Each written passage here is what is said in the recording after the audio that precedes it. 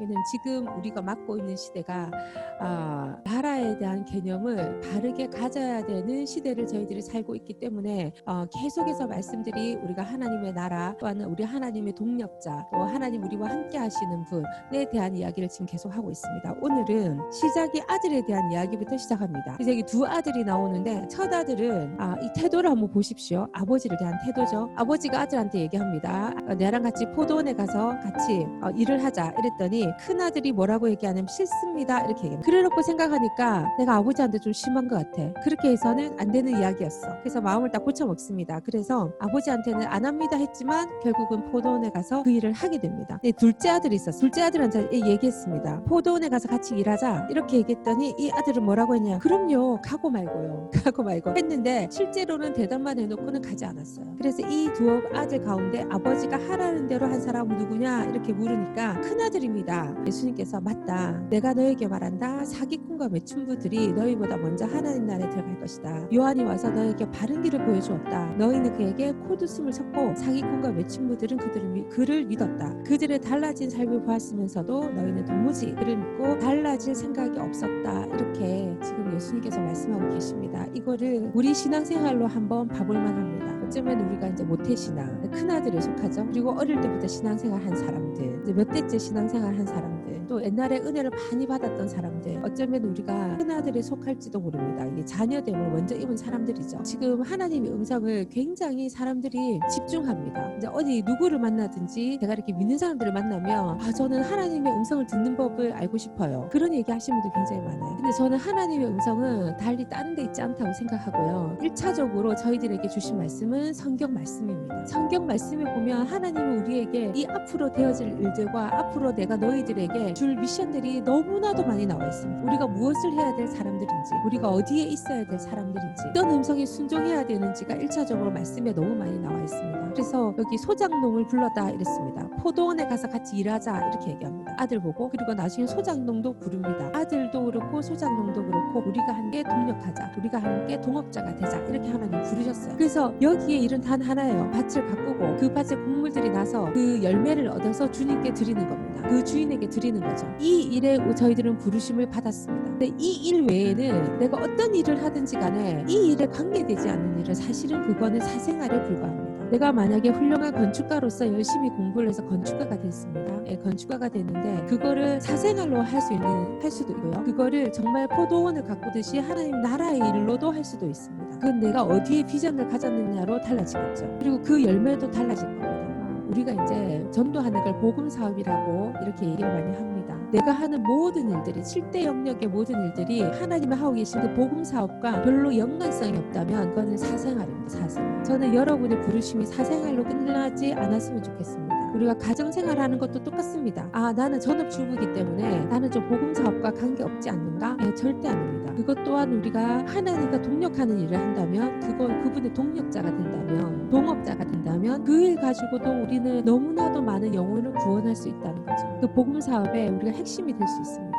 초대대 교회 때 교회는 이런 형태의 교회가 없었습니다. 그때는 다 가정에서 예배드렸죠. 그때는 다 전업주부들이 다 주님을 섬겼을 거라고 생각합니다. 그래서 성경에 보면 주님을 섬겼던 내 여인이 또 나옵니다. 여러분이 어떠한 삶을 사시든지 간에 여러분의 사생활로 끝나지 않고 반드시 하나님의 동력자가 되시기를 바랍니다. 그리고 이제 두 번째 이야기로 넘어가면은 이 두 번째 이게 농부가 포도원을 세웠습니다. 그 포도원을 소장농에게 이 포도원을 맡겼습니다. 근데 이게 소장농이 포도원을 맡겼는데 잘 일이 안 돼요. 그러니까 자기의 종들을 보냈습니다. 일을 열심히 하십시오. 혹시 기술이 필요한지, 혹시 동기부여가 필요한지, 뭐가 필요한지 싶어서 자꾸 종들을 이렇게 보냈습니다. 근데 그 종들의 말을 들으니까 기분이 나빠. 그래서 이 종들을 때리고 죽이 돌로 치고 뭐 이렇게 안 좋은 행동을 막 했습니다. 그래서 종을 많이 보냈더니 똑같아요. 대우가 그를 대하는 태도는 자기가 이미 포도원의 이득을 주인한테 주기 싫은 마음이 생긴 거예요. 이미 자기가 가지고 있는 모든 것들이 사생활로 돌아간 거예요. 이 사람은. 그래서 자기에게 이 주인의 마음과는 다른 마음으로 이 포도원을 운영하고 있었던 거죠. 그래서 누구를 보내든지 상관이 없었습니다.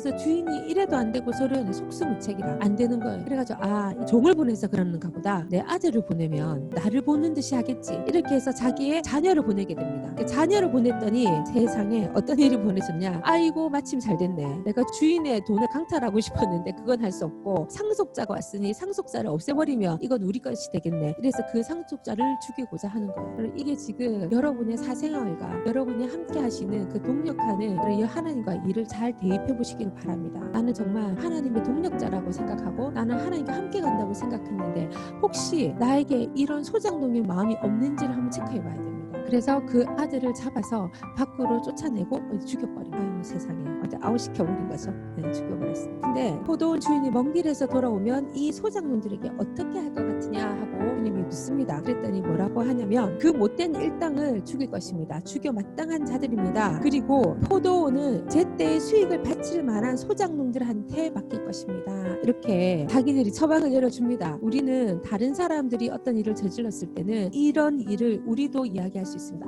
그 사람 나쁘네. 그렇게 하면 안 되지. 은혜를 원수로 갚네. 그렇게 하면 안 돼. 그 사람 죽어야 마땅해. 그 사람이 했던 모든 일들을 다 거둬야 돼. 그리고 정말 잘하는 사람한테 줘야 돼. 우리 이렇게 말하기 쉽겠죠, 그죠? 근데 이것을 여러분 자신에게 좀 대입해 보시기를 바랍니다. 우리 어쩌면 하나님의 사랑을 하나님 저를 사랑해 주세요. 하나님 저와 함께 해주세요. 이렇게 감정적으로 내 마음을 충만케 하기 위한 어떤 도구로 사용할 수 있다는 거예요. 어떤 혜택만 받고 싶은 마음이 있을 수 있다는 거예요. 그 마음은요 자라서 어떻게 되냐면 이 소장농들처럼 어쩌면 그 나라를 소유하고 싶은 사람으로 변할지도 모릅니다. 제가 이정훈 교수님 너무 좋아하니까 한 며칠에 한 번씩은 그분의 설교를 듣는 것 같아요. 어제도 그 설교를 듣는데 완악함에 대해서 얘기하다 그분은 완악함을요 막 완강하게 자기 뜻을 이렇게 한다는 게 아니라 전략과 전술이 없이 하나님의 어떤 전략과 전술을 받지 않고 그냥 무대뽀로 자기 일들을 행하는 자들을 완악함이라고 표현했습니다. 그래서 뒤를 알지 못하고 자기가 행동할 때 아무것도 무슨 일이 벌어질지 모르면서 그냥 무대뽀적으로 행동하는 부분을 완악함이라고 표현했습니다. 또 뭐냐, 하나님이 성경 말씀에 시작과 끝을 얘기하셨고 이렇게 되면 이런 결과가 날 거라고 분명히 얘기하셨는데 나는 그냥 내 마음에서 일어나는 걸 믿는 거예요. 하나님이 이런 분일 거예요 하면 그걸 그냥 믿는 거예요. 성경과 다른 거죠. 그러면서 아이성에 대한 이야기를 했습니다. 여리고성에서 한번 성공했죠. 근데 그때는 아주 조직적이었어요. 하나님 시키는 대로 했어요. 몇 바퀴 돌아라 이러면 몇 바퀴 돌고 고함을 질러라 하면 고함을 지르고 가서 어떻게 해라 하면 어떻게 하고 하는 하나님의 아주 세밀한 전략 가운데 그들이 움직였을 때는 여리고성에서 승리했습니다. 근데 아이성 때는 이미 이들의 마음에 한 번의 승리가 이 완악함을 조성하기 시작했습니다. 그래서 그 다음부터는 주님의 말을 들을 필요가 없는 거예요. 그래서 아이성 때는 하나님께 한 번도 물어보지 않고 자기들이 몇 명 정도면 한 3, 4천이면은 아이성 정도 물어들 수 있지 않나. 여리고성은 너무 커서 우리가 완전히 필요했지만 아이성 정도는 우리가 할 수 있어. 그래서 완패합니다. 도망쳐서 나오죠. 그러는 걸 보고 완악함이다 이렇게 표현하시더라고요. 제가 생각했습니다. 나는 그러면 하나님의 작전 없이 행동했던 적이 없었던가. 어쩌면 나는 이 전쟁을 할 수 있어 라는 그런 완악함이 내게 없었던가. 돌아보는 시간을 가지면서 참 마음이 숙연해지더라고요. 그리고 생각했습니다. 그럼 내가 이 완악함을 발견하거나 나에게 죄악들이 발견됐을 때 나는 어떻게 해야 하는가? 나는 어떻게 해야 되는가?